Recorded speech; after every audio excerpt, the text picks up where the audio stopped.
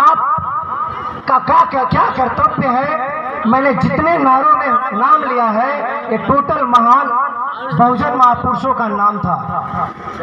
ये सारे लोगों ने अपने अपने संघर्ष के माध्यम से इस बहुजन समाज ने इस पूरे देश के कलंक को धोने का काम किया था। और बाबा साहब संविधान लिख करके भारतीय जो कलंक था उसको धोया था। इसी तरीके से पूरे विश्व बाबा साहब जो है उनकी जय जयकारा नहीं होती। मेरे नौजवान साथियों, मेरे गार्जियन और मेरे प्यारे बच्चों और महिलाओं, आप लोग ध्यान से बस 5 मिनट मेरी बात सुनिएगा। आपकी जिम्मेदारी क्या होती है? सिर्फ जयंती मनाना ही हमारी जिम्मेदारी है और भोजन बना करके खा लेना हमारी जिम्मेदारी है कि जयंती से कुछ सीख करके भी जाना है। हम लोग हरे जो भी छोटे मोटे चुनाव आते हैं हम लोग कहते हैं कि मेरा समाज जागरूक है ही नहीं। तमाम नेता अगर बैठे हुए हैं, सारे लोग इस चीज का जो है दंश झेले हैं कि हम जागरूक नहीं हैं। लेकिन एक बात मैं बोलूंगा, हम अपनी जिम्मेदारी को नहीं समझ पाते हैं। हमारी जिम्मेदारी क्या है?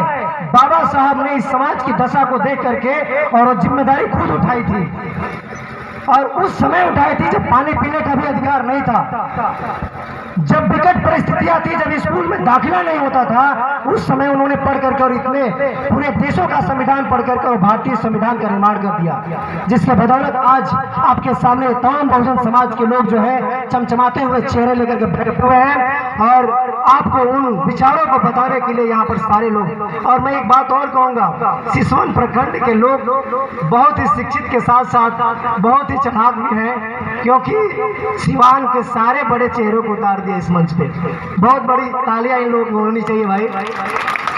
बसंतपुर शहरी चौकी सिसवन में भी मेरा एक कार्यक्रम है, तो बसंतपुर के लोगों के लिए ब्लॉक परिसर में जो लोग भी हैं जो इस कार्यक्रम को ऑर्गेनाइज किए हैं, इनको बहुत बहुत मेरे तरफ से आभार प्रकट करता हूँ। मेरे नौजवान साथियों, मैं माताओं से मैं पूछना चाहता हूँ कि बाबा साहब बोलते थे कि शिक्षित बनो। आप लोग कितने लोग अपने बच्चों को जो है 4 बजे भोर में उठा के पढ़ाती हैं? हाथ उठा दे ईमानदारी से। 4 बजे भोर में कौन कौन माँ अपने बच्चों को जिम्मेदारी से उठाती है पढ़ने के लिए? बस 3 हाथ उठे हैं। क्या समाज का निर्माण हम लोग ऐसे ही करेंगे? समाज का निर्माण ऐसे होगा? आपके बच्चे हार के चले आएंगे। जिस युद्ध की बात कर रहे हैं हम, एक तरफ ऐसे लोग हैं जो लोग चाहते हैं कि आप जहाँ है वहीं रहे, आप जागरूक ना हो। अगर आप जागरूक हो जाएंगे, अगर शिक्षित हो जाएंगे तो आप सवाल करेंगे, अपना हक अधिकार ढूंढेंगे। और आप जो है अपने बच्चों को पढ़ाते नहीं हैं और आप बोलेंगे कि सरकार में ये प्रॉब्लम है। सरकार का जिसका सरकार रहेगा वो अपना तानाशाही करेगा, लेकिन आप जागरूक हो जाएंगे, आप बाबा साहब के विचारों को जान जाएंगे तो आप अपना हक अधिकार छीन के ले लेंगे। बाबा साहब का यही सपना था कि हमारे लोग पढ़ लिख करके और दलाली नहीं करें, ईमानदारी से समाज का कार्य करें और समाज का कार्य करके इस समाज को उस धारा से जोड़े जिस धारा से जुड़ करके समाज का कल्याण होगा। बाबा साहब का त्याग तपस्या जो है हम लोगों के लिए हुआ था और उसको पा करके हम लोग जो है यहाँ तक पहुँचे हैं। तो आप लोगों को समझना पड़ेगा, अपनी जिम्मेदारी समझनी पड़ेगी। SC ST OBC माइनॉरिटी के लोग, यहाँ तक कि मैं कहूँगा उस सवर्ण समाज के भी लोग, उनके लिए भी जो है बाबा साहब ने उतना ही हक अधिकार दिया जितना इन लोगों को दिया। उनके महिलाओं को भी उतना ही अधिकार दिया जितना इन लोगों को दिया। ये महिलाएं हैं जो एक वक्त था जब भोग विलास की वस्तु थी, जो दहलीज पार नहीं करती थी, और बाबा साहब ने उन लोगों को आज कुर्सी पे बैठा दिया। यहाँ बिहार में एक अनपढ़ महिला को CM बना दिया, इंदिरा गांधी को CM बना दिया। ये सब बाबा साहब के संविधान की बदौलत हो पाया मेरे नौजवान साथियों।